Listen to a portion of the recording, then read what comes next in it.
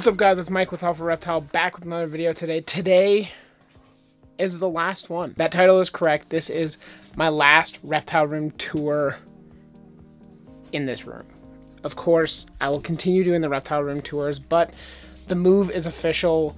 I have found a place in Ontario, and I'm going to be moving there in about 10 days from now. So you guys can already see back there an empty tank. There will be... Actually, I don't think I've really sold many of the animals because I'm pretty much bringing them all with me. But I have sold a bunch of plants, and some of the like baby frogs and stuff have sold. So yeah, it's a crazy time. I hope you guys enjoy the video. Let's get on with this reptile room tour. But before we do that, if you guys want to support me, help me with my move, there's a link down below. It brings you to the merch store. You can grab yourself some sweet merch, or you can just follow me on Instagram. Check out the various social medias. I pretty much post content about reptiles, plants, and, well, not invertebrates anymore, but maybe I'll talk about that throughout the tour. So thanks for watching, you guys. Let's get on with the tour. So we're going to start off the tour on this side of the room. We have the stack of wood tanks. We have morning geckos and plants. And then, of course, we have Sky, the Meraki blue-tongued skink. Sky's doing real well. While I was gone, I think he put on a few LBs, but, well, grams, not LBs. That would be really bad. His tank is looking kind of barren. Both the plants didn't work in his tank, unfortunately. I have a feeling it was almost more due to the soil mixture than it was him destroying them. But never fear, we will be resetting up his tank in Ontario, and of course, we'll be trying live plants once more and seeing if maybe he'll be able to keep them alive and, not kill them, but I'm not crossing my fingers, so. That is Sky, the Meraki blue-tongued skink. It's going to be real humid in here, so you guys might fog up a little bit, but... Hi, bud. How are you? Oh, there's the fog. Delicious. He's doing well. He's got heat over here. His basking spot is a radiant heat panel, and the small bulb at the back of his tank there, you guys can see it, is his UVB. So he gets both UVB and heat, as well as just, natural daylight, because that's Sky, the Meraki blue-tongued skink. Meraki? I don't remember. So make her remind me in the comments down below, please do. Now, before we get too far into the video, let me know in the comments down below if you want to see me document my move process, as well as potentially do a plant tour before I leave, because I will be hopefully bringing most of my plants, but unfortunately, while I was gone, my mom also killed a bunch of them, so that kind of sucks. But yeah, let me know down below if you would like to see those two videos. They're going to be a lot of work, but I think it would be kind of cool. On with the tour, though. I'll show you Vulcan afterwards. He's going psycho for some frickin' food because I haven't fed him today. I don't feed him every day either, so he's being a little bit picky. But in here, we have the morning geckos. None are out right now, unfortunately, but you guys can see back there just the metric F ton of eggs that are in that cup alone. There's also some in this cup. There's also some in the cup back there. These guys are just producing like crazy. So, I mean, I can't complain. You guys probably saw that video of me ordering 55 morning geckos. If not, the link will be somewhere up on that side of the screen for you guys to go check it out. But it is awesome. I love morning geckos, and it's cool to see that they're becoming a little bit more popular. I'm not going to really be able to show you guys them because they're not out right now, but I have like 10 in there or so. So if you are in Canada, Calgary specifically, or the surrounding area, and you're looking for morning geckos, shoot me a DM on Instagram, comment down below, do whatever you want to do, shoot me an email, I guess, and I'll hook you guys up with a bunch of morning geckos for a good price. But enough about morning geckos. Now we can go down to Vulcan. And normally I'd tongue feed him, but because the camera's on right now and I only have so many hands, I'm just gonna slide that boy open and toss some crickets in. There he is. Wow. Out of nowhere. It's like he's magic.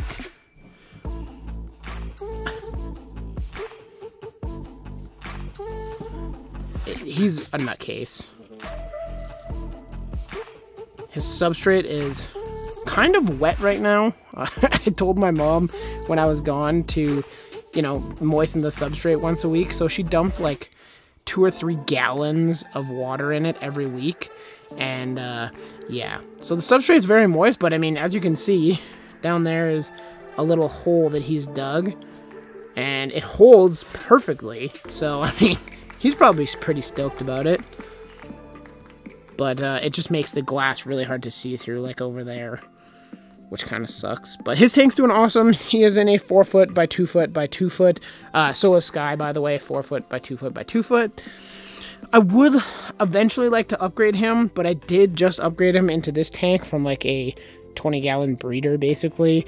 So maybe once he reaches adulthood, I'll move him into like a 6 by 2 by 2. But that still won't be for a couple years down the road because, you know what, there's going to be a lot of tank building in Ontario. And because he's got such a sweet setup here, I don't think it's really necessary for me to upgrade him just yet. But his tank's looking awesome. That universal rock background is looking slick. And he's doing awesome. He's still quite energetic. Kind of, I wouldn't say food aggressive, but I do train him to come out onto my hand and stuff to get crickets most of the time. And every now and then he mistakes my finger for a cricket and decides to have a little chow down. Which, I mean, Ackies are no joke. I can only imagine getting bitten by something with worse teeth or that is 3, 4, 5, 6 times bigger than an Ackie, because they sting. You can really feel their bites. But Vulcan's doing awesome. His tank's looking awesome. Look! A live plant in an Ackie tank. What? Crazy. Look at you. See? Ready to come chomp down? He's like, nope. Heck no. I want more food, though. So that's Vulcan, the Ackie monitor.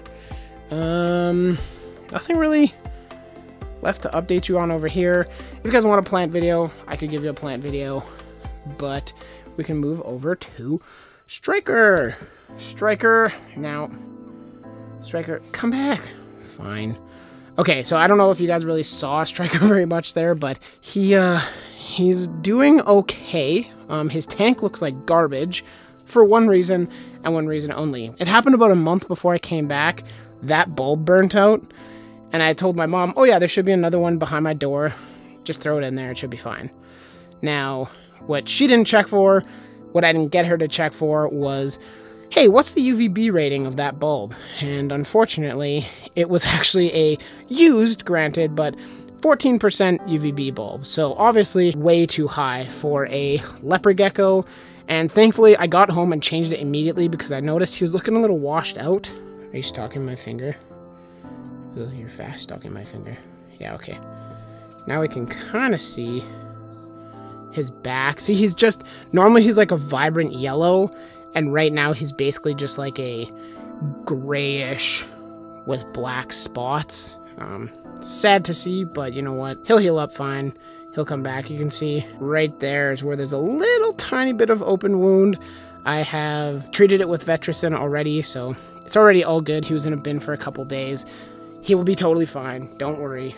The OG will not be going anywhere anytime soon. Right, bud? What it really did was kill off all the plants in his tank except for this little aloe or whatever it is. I don't know. I think that's an aloe.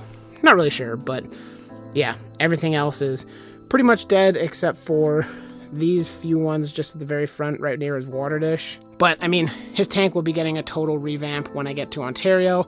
I'll basically just be ripping everything out. I don't know if I'm going to bring all the rocks and stuff with me from all the different tanks and things. Obviously, that's going to be really heavy, so I don't know if the moving company will want to take them or not, or if it would be smart for me to take them. But if you guys actually know of anywhere in Ontario that sells like bulk rock and stuff like that, please let me know. Specifically around the GTA, I'm willing to drive for it, but in Calgary, we have a place called Burnco, and it's basically just a landscaping supply area, and they just sell by the pound different rocks, and that's where I get pretty much all the rocks for my stuff. So if you guys know of a place like that, definitely let me know in the comments down below, because I need your help, okay? Just throw me a bone, please. But to be honest, that's pretty much all the updates that I have to give about Striker. It's really unfortunate that he got burned. Now he actually just has a 6700 Kelvin bulb for plant growth, because, I mean, he's got his fair share of UVB over the past month and a bit, so no need for UV for a little while for you, right, buddy? But moving on from Striker up to Pip. Pip is one of those animals that I don't know if I'm going to sell him or keep him. If you are in the Calgary area and you are interested in providing him with a great home, I am willing to sell his entire tank and everything with him. Obviously, you'd have to get your own lights, but his entire tank and everything with him would be able to be sold. I just don't know if it's feasible for me to bring him because I really don't want to destroy this tank because I really like it. And this tank weighs like 50 pounds and it's just a little 12 by 12 by 12. So it weighs a lot for what it is.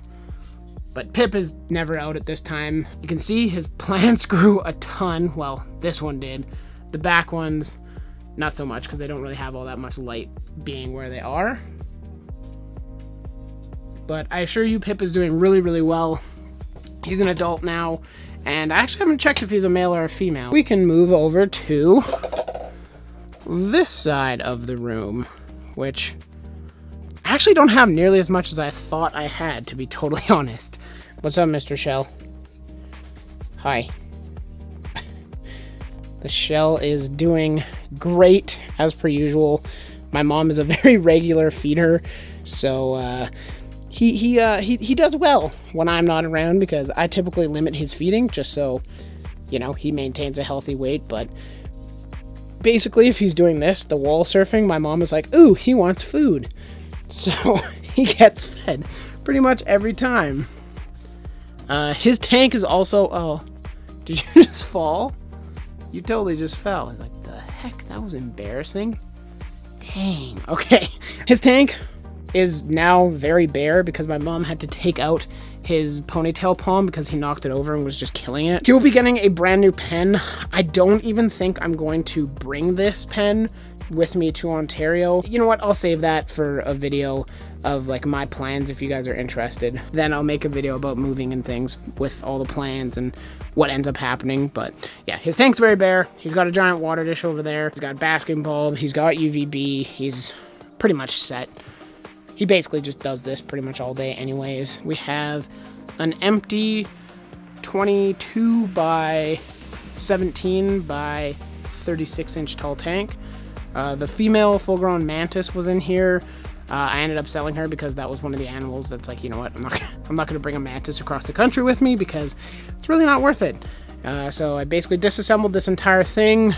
Now we're just left to the guts of the tank. The tank next to them is the Chameleon tank. The female and the male are still currently together.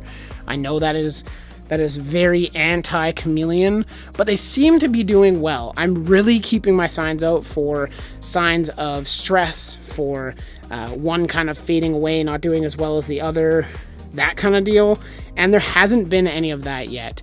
I hope that the female is gravid. Really hope. Dude, can you get yourself out of the tracks? I know you just bit the dust, but like, can you not be there? Come on. There you go. Yep. I really hope this female is gravid or pregnant. I don't know. What do they call it for ovoviviparous? I don't know. But she's stunning. I've had a few people. Martine is one of the only people that has actually produced these in North America. And she was questioning whether it is a female or a male just because of her insane coloration. And from what I can tell, it's definitely a female. She weighs twice what the male weighs. I actually just weighed them yesterday, and I believe she was 11.6. And little Mr. McGinty down here was like 5 grams. So tiny little dude, but colorful as can be.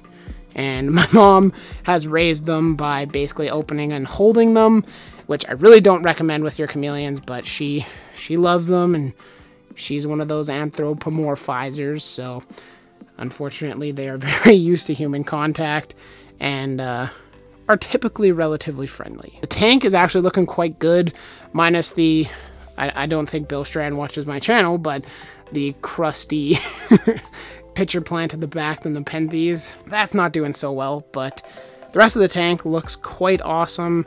Again, this is another tank that will just be completely broken down. I'm hoping I'll be able to save some of the plants because, I mean, you look back here, the bromeliad is actually pupping. I don't know if you guys can see it. Yep, there it is. The bromeliad's pupping. The tank is just going ham. And unfortunately, the the lipstick vine, I believe this was, is a little crusty because the misters don't reach back there, and my mom didn't water it very much. So, yeah. That's the chameleons, doing awesome. Looking fantastic. Alrighty, and now we can move on to the Flagupo tank. Excuse me if the camera is going to be a little bit shaky.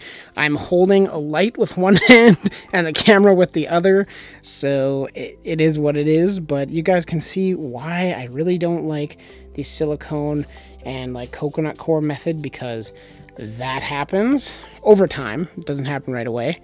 But the tank is doing awesome. The frogs are doing awesome as well.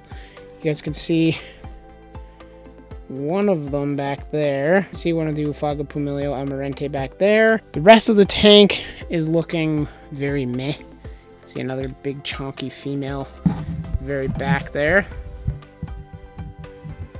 So the frogs themselves are doing great. The tank is definitely getting old and kind of unsightly. I'm considering actually selling this tank with a few of the frogs in it before I go, simply because I really will be making a new tank for these guys once I get to Ontario, because this is like a probably 5 or 6 year old build, and there's just a lot of things that I'd change about it, so I'm going to do that. But you guys can just see the tank here. That Bucephalandra is actually doing really, really well. Kind of hard to see, but it's doing fantastic. Can't complain too much. If you guys are interested in this and live in the Calgary area, once again, let me know in the comments down below. I will be keeping a pair for myself, so you guys would just get whatever is left in the tank. Alright, and now we can move on to the turtles. I put back all their lights and stuff. Well, actually it was the frogs' lights, because yeah, they're very bright. But we can go into here and I can show you the crazy turtles. So I did just feed them, you guys saw in that like opening clip. But these guys are doing fantastic. I'm actually, again, really looking forward to resetting up their tanks. Unfortunately, I've had a issue with thrips in here, so there has been an invasion of some unwanted pests, and I'll be basically throwing away all these plants except for that subhustatum, because I need that in my life, and I'm just going to treat it with a pesticide to kill stuff. Obviously, that won't be whilst the turtles are in the tank. Relax, I'm not the smartest sometimes, but I'm not that dumb. So these guys have their Exoterra 36 by 18 by 18 split in two by a piece of glass and some foam covered in substrate mix, I suppose. And yeah, these guys are doing awesome. I do actually think I have a pair, so that's very exciting. That is the supposed male, and the supposed female is lost in the roots of a gorgeous, gorgeous Phylodendron atabapoense.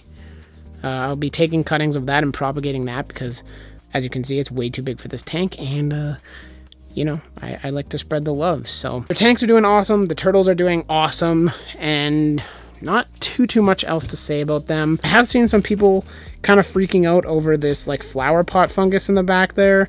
You can see the little yellow fruiting body there, and it basically comes from that stuff there, those like white little beads.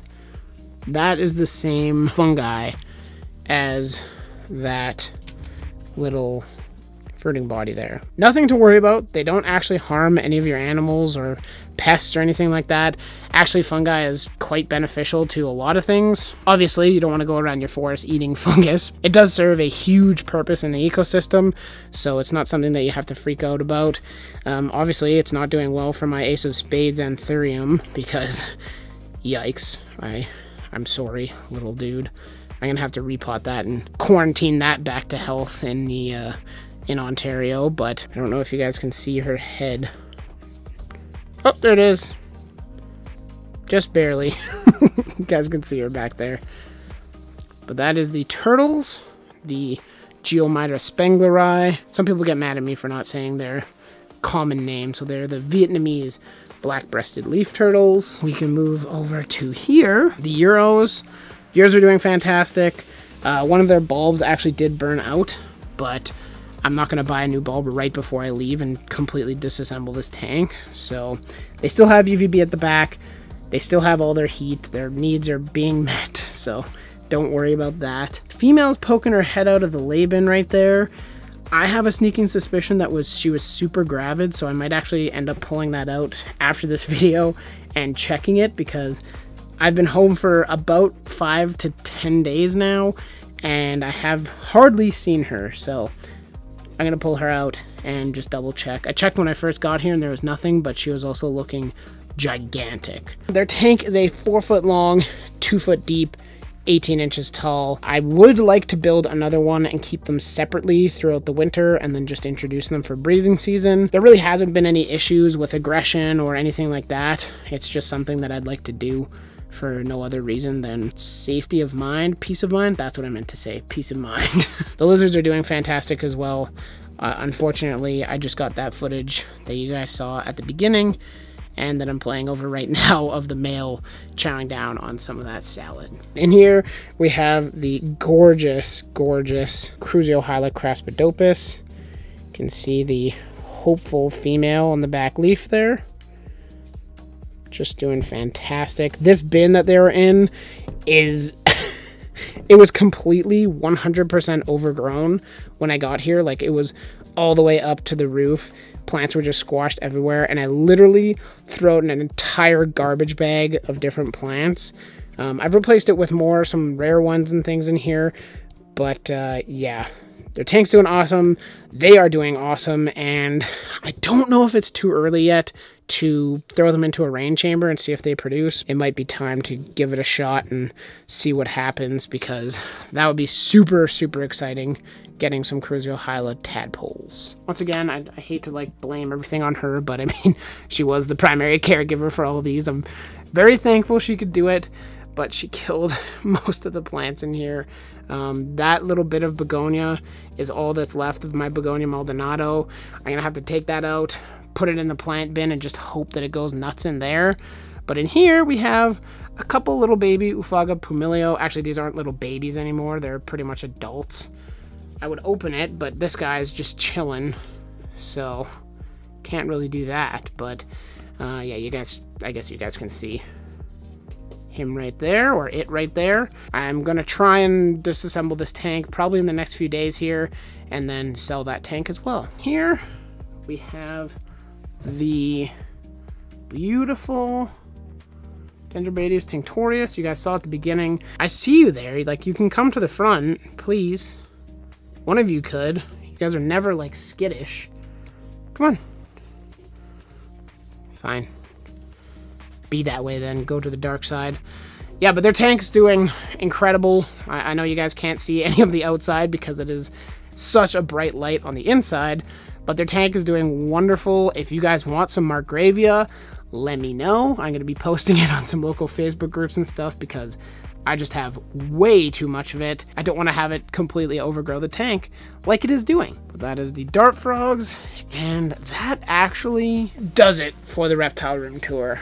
That is the last animal that we have to go through, was the dart frogs, and we did it. We're here. We're at the end of the reptile room tour, the last one in this room, and I can't believe it. It's been a long journey to get here, and I can't wait to see how the room progresses. I'll be able to restart the room, so that's terrifying and awesome at the same time, and I hope you guys are looking forward to seeing the whole process.